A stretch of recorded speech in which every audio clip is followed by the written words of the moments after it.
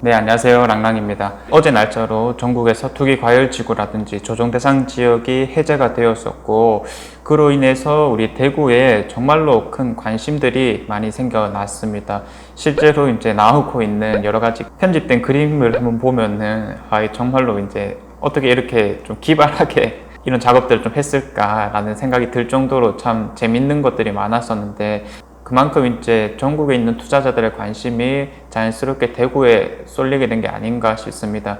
자, 아무튼 이런 것들에 대해서 이제 간단하게 포인트에 맞춰가지고 한번 해석을 해보고요. 자, 그 다음에 솔루션을 좀 제공을 해드릴까 합니다. 자, 일단 오늘 제목 같은 경우에도 대구 부동산만 조정대상 지역이 해제되었다. 이렇게 이제 좀 적어봤는데 정말로 대구 부동산만 좀 해제가 된 느낌이 있어요. 뭐 여순강이라든지 이런 지역들도 있긴 하지만은 그래도 이제 우리가 제일 많이 관심을 좀 가졌던 지역이 어디였느냐라고 물었을 때 사실 다른 지역이 같이 조정대상 지역이 해제되었다 하더라도 대구에 많은 관심들이 있는 상황에서 이건 뭐 대구 너만 잘 살아라 사실 이런 느낌으로 좀 해제가 되었다 보니까 여기에 대해서는 정말 좀 놀랍다 싶은 생각이 듭니다. 자, 바로 어제였죠. 630 부동산 대책이라는 게 나오게 되었었고요. 지방에 있는 웬만한 투기 과열 지구들은 이제 다 해제가 되었는데 세종만 남겨놨어요. 가격이 하락되고 있음에도 청약 경쟁률이 여전히 높았다라고 보는 입장인 거고요. 조정대상 지역에서는 대구 정도가 해제가 되었었는데 사실 이제 이 방향성을 한번 보자면은 해제를 할 거면은 여러 지역들을 좀 같이 해제함으로써 이 풍선 효과가 나타나지 않도록 하는 것이 정책의 좀 중요한 포인트가 될 건데 이 부분에 있어서는 조금 의아한 결과가 나왔습니다. 대구만 해제가 되었었거든요. 뭐 울산, 부산 혹은 다른 이제 뭐 전라도, 충청도 지역들에서도 뭐 이 정도는 좀 해제가 되지 않을까라고 기대했던 곳들이 있었는데 생각보다 이 크지가 않았다라는 측면이 분명하게 있었습니다. 자, 그럼 이런 것들을 어떻게 좀 해석을 해봐야 되는 부분인가? 포인트는 한 2개 정도가 있었던 것 같거든요. 자, 첫 번째 포인트는 바로 투기과열지구 해제보다는 조정대상 지역 해제에 관심을 두어야 된다라고 보는 겁니다. 사실상 이러한 정책에 있어서 가장 민감한 사람들은 투자를 좀 진행하는 사람들이기 때문에 투자할 수 있는 환경이 갖춰졌느냐 이게 가장 핵심이거든요. 투자할 수 있는 환경에 있어서는 당연하게 대출과 세금이 중요할 수밖에 없는 부분인 거고요. 투기과열지구는 사실 대출과 세금 측면에서 뭐 대출은 조금 제한이 있다 하더라도 세금 측면에서는 거의 제한이 없기 때문에 사실상 투자자들은 뭐 갭투자의 형태를 많이 띠죠. 빈집으로 놔두기보다는 새를 안치기 마련이라서 이 투기과열지구는 충분히 투자를 좀 해볼 수 있는 그런 지역들이었습니다. 그래서 뭐 창원 같은 것들이 또 투자가 활발하게 진행되기도 했었던 거였죠.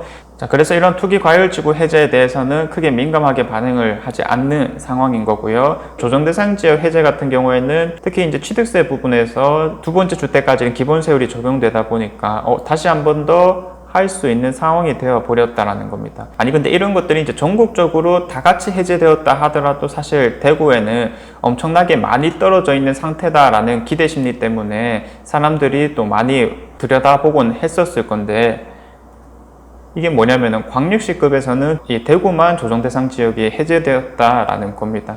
요거 정말로 좀 의아했습니다. 자, 그래서 이제 정책 결정자들이 정당의 방향성 이런 것들을 고려해봤을 때 해제를 안 할 수가 없는 노릇이고 그렇다고 이제 모두 다 해제하기에는 조금 조심스럽게 접근을 해야 된다 이렇게 이제 생각을 했던 것 같아요. 그래서 그냥 가장 많이 떨어진 대구만 어쩔 수 없이 진행을 한 것으로 예상이 됩니다. 자, 그런데 이제 이런 것들이 또 하나의 시그널이 되어 버렸던 거죠. 대구만 살아 사실 뭐 이런 측면도 해석하기에 따라서는 충분히 나올 수 있는 의견이 아닌가 싶습니다.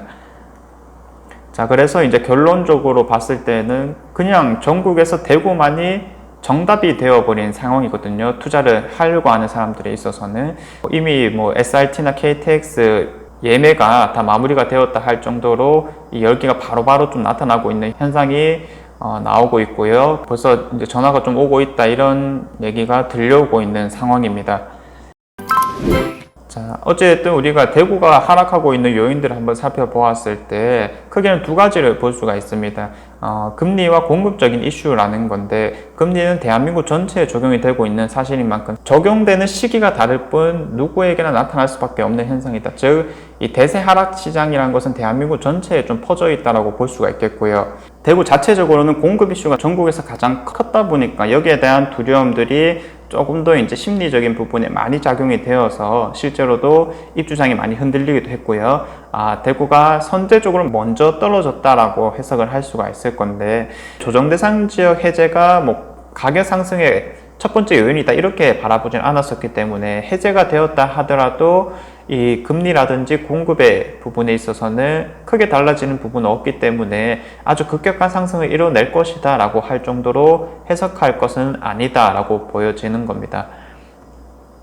자, 그런데 이제 항상 이제까지의 부동산들을 한번 바라보면 변수가 어떤 걸로 작용이 되었느냐, 바로 부동산 정책이었다라는 거거든요. 이번 630 부동산 정책을 기존에 가지고 있던 인식을 조금 다르게 해석을 해봐야 된다라는 시점의 변화를 나타내고 있는 것 같습니다. 자, 예를 들어서 예전에 있었던 임대차 3법이라든지 풍선효과 이런 것들을 잠깐 떠올려 본다 하더라도 이거 정말로 좀 크게 작용이 될 수 있겠는데 라는 느낌이 들기도 하거든요. 자, 뭐냐면은 급격한 가격 상승은 없다 하더라도 거래량 상승은 생각보다 좀 두드러질 가능성이 높다라고 하는 겁니다. 자, 이것을 이제 제가 어떻게 표현을 좀 할 거냐면 거래의 양극화 현상이다라고 말씀을 드릴 거거든요. 자, 무엇이냐?